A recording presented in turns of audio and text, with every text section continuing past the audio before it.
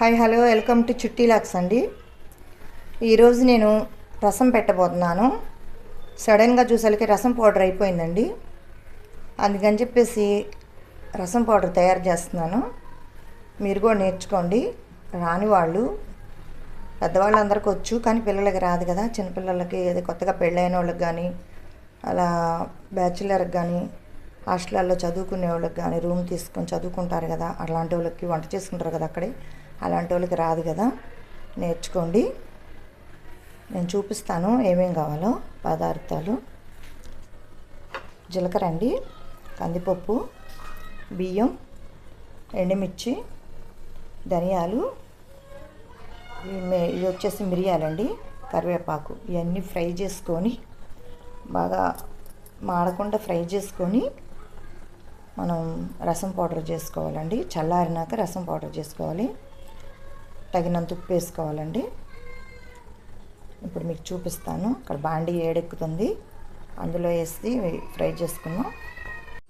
బాండీ అయితే ఏడెక్కిందండి. దీనిలో ఆయిల్ ఏం అవసరం లేదండి, మామూలుగానే ఫ్రై చేసుకోవచ్చు. ఫస్ట్ కందిపప్పు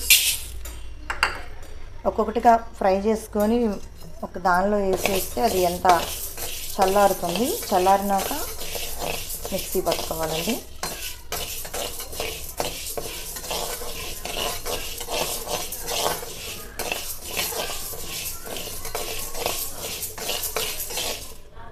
మాడకూడదండి, మాడకుండా చెప్పుకోవాలి.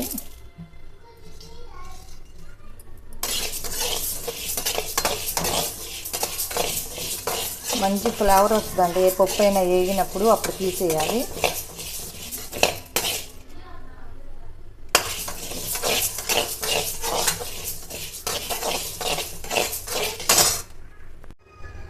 చూడండి, కందిపప్పు వేగాయి. ఇప్పుడు రైస్ వేసుకుంటున్నాను. ఈ రైస్ ఎందుకంటే అండి, రసం పౌడర్లో రైస్ ఎందుకని అనుకోవచ్చు మీరు, కానీ కొంచెం మనకి ఎలా వస్తుందంటే బాగా స్టిక్కీగా వస్తుంది అనమాట. వేసుకోవటం వల్ల బాగుంటుంది. ఒకసారి ట్రై చేయండి, మీరు కూడా ట్రై చేయండి, బాగుంటుందండి. గంజిలాగా బాగా చారుపొడి బాగుంటుందండి. అప్పుడు మనకి అన్నంలో కలుపుకోవడానికి కూడా ఇలా వాటర్లాగా వెళ్ళిపోకుండా బాగుంటుంది. ట్రై చేయండి మీరు కూడా, అప్పుడు మీరే అనుకుంటారు.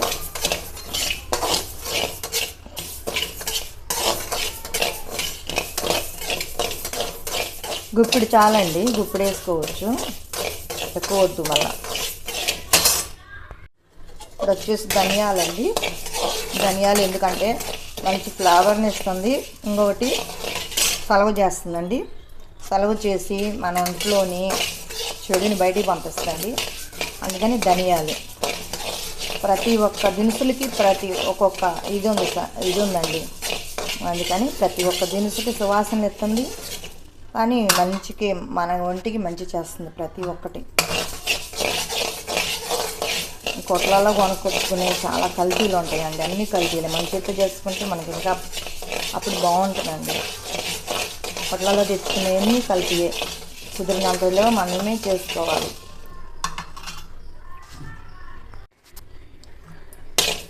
నేను ఇప్పుడు ఫ్రై జీలకర్ర అండి, అరుగుదల ఇస్తుంది కదా, అందుకని జీలకర్ర అరుగుదలకు బాగా పనిచేసిద్దండి. తెలియని వాళ్ళు అంటూ లేరు అనుకో అని నేను చెప్తున్నాను. తెలియని పిల్లలకి జీలకర్ర అయితే ఎవరికైనా గ్యాస్ ట్రబుల్ వచ్చి పొట్ట బిర్రుగా అనిపించినా, వాంతు సెన్సేషన్ ఫీలింగ్ వచ్చినా వచ్చి జీలకర్ర నోట్లో వేసి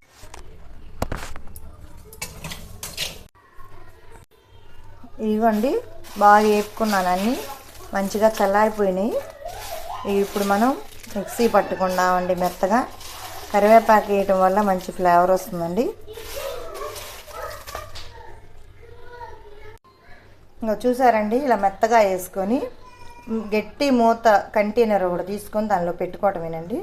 పెట్టేసుకుంటే స్మెల్ ఎన్నాళ్ళైనా అది అయిపోయిందాక స్మెల్ పోదండి. అలా వేసుకొని మిక్సీ పట్టుకొని ఇంతేనండి. మంచి సీసాలో పెట్టుకొని ఫ్రిడ్జ్లో పెట్టుకుంటే నెల రోజులైనా స్టాక్ ఉంటుందండి. మీరు ట్రై చేయండి. ఉంటానండి. ప్లీజ్ సబ్స్క్రైబ్ చేయండి, ప్లీజ్ లైక్ చేయండి, ప్లీజ్